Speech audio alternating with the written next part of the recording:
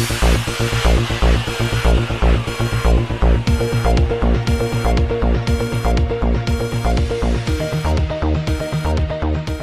अस्सलाम वालेकुम नाज़रीन। चूनिया में महकमा वाइल्ड लाइफ छांगा मांगा की जानब से रवां साल में गैर कानूनी शिकारियों के खिलाफ एक बड़ी कार्रवाई सामने आई है।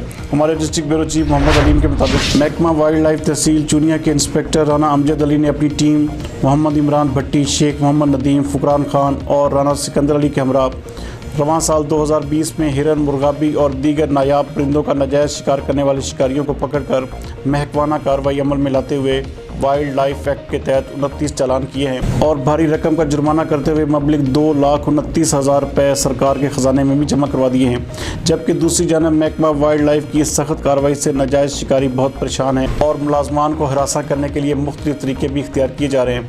वाइल्ड लाइफ टीम को अफसरान बाला ने तरीफ़ी असनाद और नकद इनामात देने का भी ऐलान कर दिया है।